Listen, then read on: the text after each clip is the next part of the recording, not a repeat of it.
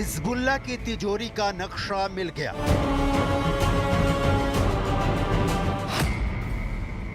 Hassan Nasrallah के bunker में पैसा ही पैसा, सोना ही सोना।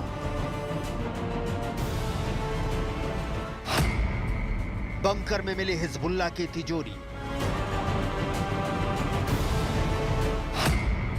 दहिया में अल साहिल अस्पताल के नीचे मौजूद खजाना।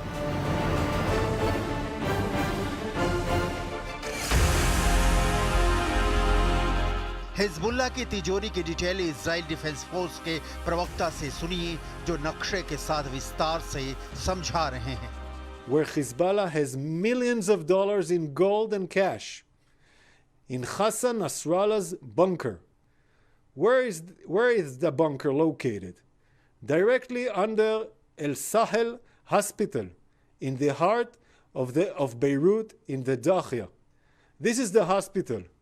From both sides you can see an entry and exit. Those are entry and exit tunnel shafts from the underground for the underground bunker. The entrance is located in the Al Mahdi building and the exit is located in the El Sahel Center building. This is the bunker. It contains rooms, beds, and infrastructure for long stays and the ability to direct combat from underground. Hezbollah built this bunker directly underneath this hospital. There are hundreds of millions of dollars in cash and gold inside the bunker right now. इतना पैसा, इतना सोना की आंखें फटी की फटी रह जाएं। जमीन के नीचे दबाकर रखे इस पैसे और सोने से हिजबुल्लाह क्या करता है, कहां खर्च करता है, डिटेल आपको आगे दिखाएंगे। 42 अरब 3 करोड़ 82 लाख 49,750 रुपए। यह वर्ल्ड बैंक या इंटरनेशनल मॉनेटरी फंड या अमेरिका के किसी बैंक में जमा धन नहीं है। यह 50 करोड़ डॉलर की नकदी और सोना रखा हुआ है हिजबुल्लाह की तिजोरी में। यह तिजोरी कहां है? इजराइल डिफेंस फोर्स के प्रवक्ता रेयर एडमिरल हगारी ने बताया है।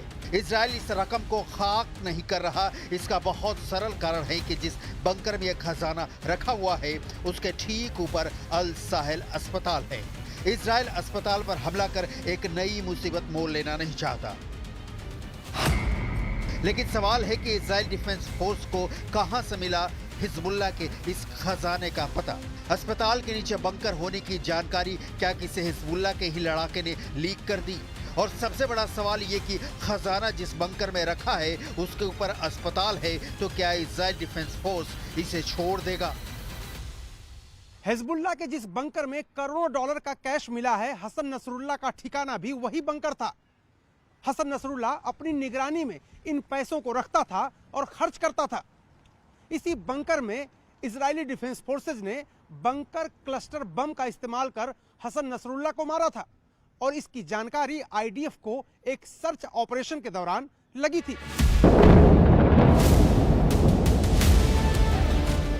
इस वक्त इजराइल का टारगेट नंबर 1 है हिजबुल्लाह को पाई पाई के लिए मोहताज बना देने का। हिजबुल्लाह का पैसा छीन उसे इतना कमजोर कर देने का कि इजराइल के खिलाफ हमले के लिए उसके पास संसाधनों की कमी हो जाए। कहा जा रहा है कि ईरान पर हमले के लिए भी इजराइल इसी तरह के प्लान पर काम कर रहा है। ईरान की इकोनॉमी की रीढ़ तेल डिपो को ध्वस्त कर पहले से प्रतिबंधों के पहाड़ पर खड़े ईरान को आर्थिक रूप से बेहद कमजोर बना देना। हिजबुल्लाह दुनिया का सबसे बड़ा हथियारों से लैस संगठन है। जाहिर है कोई भी संगठन बिना पैसों के नहीं चलता और यह पैसा ही है जो हिजबुल्लाह को चलाए जा रहा है। लिहाजा इजराइल इस पैसों को ही खाक बना देना चाहता है।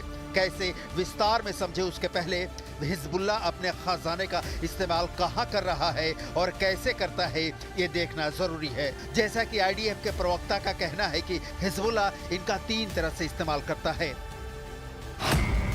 पहला, इजराइल पर हमले के लिए, दूसरा हथियार खरीदने के लिए और तीसरा लड़ाकों की ट्रेनिंग के लिए। हिजबुल्लाह की तिजोरी की जानकारी मिलने से पहले ही आईडीएफ हिजबुल्लाह को फंड करने वाली वित्तीय संरचना पर लगातार हमले करता रहा है। हिजबुल्लाह के एक ऐसे ही वित्तीय समर्थन वाले बैंक पर आईडीएफ ने 20 हमले किए जो कथित रूप से हिजबुल्लाह के लड़ाकों को इंटरेस्ट फ्री लोन देता था।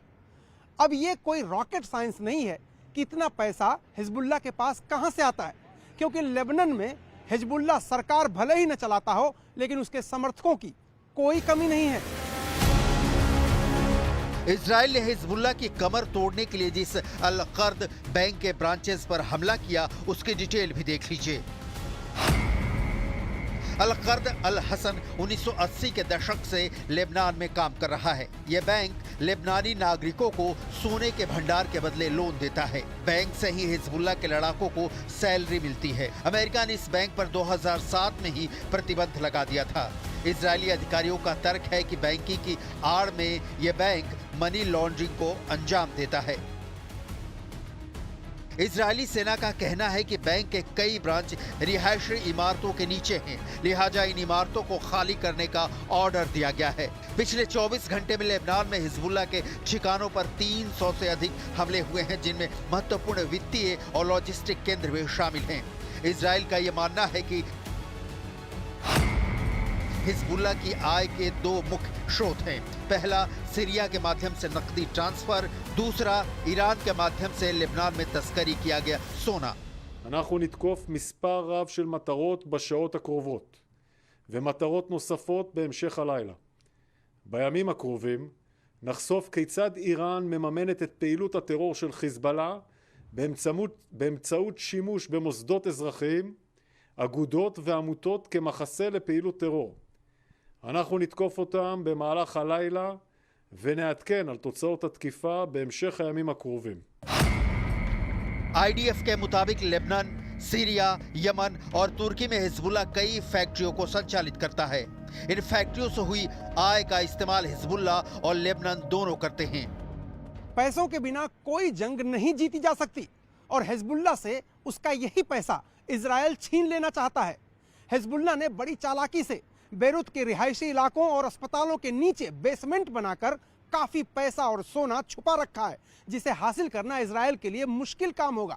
उसकी वजह यह है कि इस पैसे को हासिल करने के लिए इजराइल को रिहायशी इलाकों पर हमला करना होगा, उसमें लेबनानी नागरिकों की मौत होगी और यह तोहमत इजराइल कतई नहीं लेना चाहेगा। תקפנו קרוב ל-30 מטרות בכל רחבי לבנון, שזה איזה סוג של מערכת הבנקאות של חיזבאללה, קראג' אל חסן, שהיא מקבלת את הכסף מאיראן, היא מלווה, והיא בסוף מממנת את הטרור של חיזבאללה. हालांकि इजराइल ने हिजबुल्लाह के खात्मे के लिए एक अस्पताल को निशाना बना भी दिया है, जिसमें 4 लोगों की मौत हो गई है। इजराइल हिजबुल्लाह का अंत करने के लिए हर तरीका इस्तेमाल कर रहा है, लेकिन यहाँ भी परेशानी का कारण ईरान है, जहाँ से हिजबुल्लाह को डॉलर, हथियार और ट्रेनिंग तीनों की सप्लाई जारी रहती है। כולל גם מול איראן שבסופו של דבר מממנת, שולחת לפה אמל"ח, שולחת אנשים. תדעו שמעל אנחנו מתעסקים גם עם הדבר הזה. इजराइल हिजबुल्लाह को तबाह और बर्बाद करने पर तुला है। इजराइल ने लेबनान में हिजबुल्लाह के नौसैनिक अड्डे पर हमला किया। हिजबुल्लाह इस अड्डे का इस्तेमाल हाई स्पीड वाली नाव, लड़ाकों और अपने नौसैनिक बलों को ट्रेनिंग देने के लिए करता था। इसके पहले यानी सोमवार को इजराइल ने हिजबुल्लाह के यूनिट 127 एयरफोर्स बेस को तबाह कर दिया। हिजबुल्लाह के आर्म्स डिपो, कमांड सेंटर और दूसरे बुनियादी ढांचे को इजराइल लगातार निशाना बना रहा है, उन पर रॉकेट दाग रहा है। हिजबुल्लाह भी जितनी ताकत है उसके मुताबिक इजराइल को नहीं छोड़ रहा है। इजरायली सेना ने दावा किया है कि लेबनान से उनके इलाकों पर हमले नहीं रुक रहे हैं। आईडीएफ के मुताबिक लेबनान की तरफ से मध्य इजराइल की तरफ 20 रॉकेट दागे गए। तेल अवीव, ऊपरी गलीली और उत्तरी गलीली में इन हमलों को अंजाम दिया गया। सेंट्रल इजराइल में कई बार सायरन अलर्ट सुनाई दिए।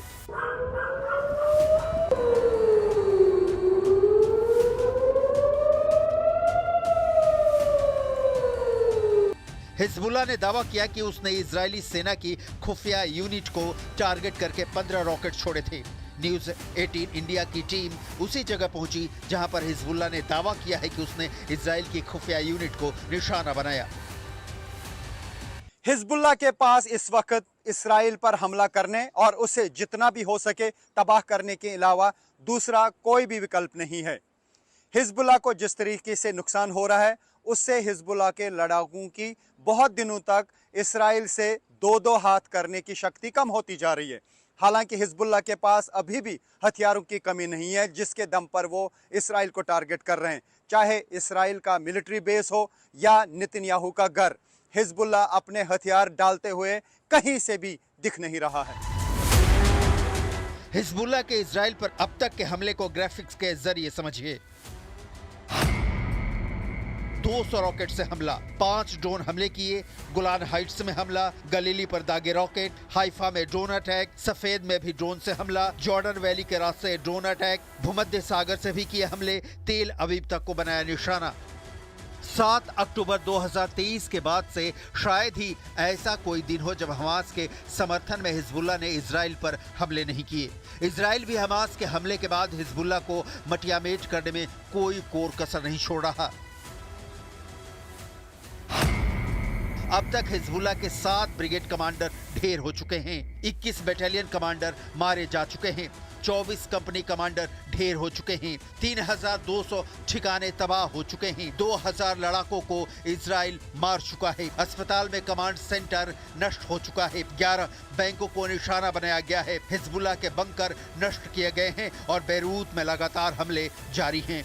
मैं इस वक्त बेरूत के सबसे बड़े नाइट क्लब स्काई बार के बाहर हूं, जहां पर कुछ दिन पहले तक बहुत ज़्यादा एक्टिविटीज़ होती थी, लोग आते थे, एंजॉय करते थे, लेकिन अब यही स्काई बार रिलीफ कैंप में तब्दील हो गया है। अब इस स्काई बार के अंदर वो लोग रह रहे हैं जो लेबनान में बेघर हुए हैं और वो अब यहाँ पर अपनी ज़िंदगी बसर कर रहे हैं। जिसे मौका मिल रहा है हमले कर रहा है, इजराइल भी हिजबुल्लाह भी, और ये तो जग जाहिर है कि इजराइल लेबनान में घुसकर हमले करने में सक्षम है, जबकि हिजबुल्लाह लेबनान में बैठे बैठे इजरायली ठिकानों को निशाना बना रहा है।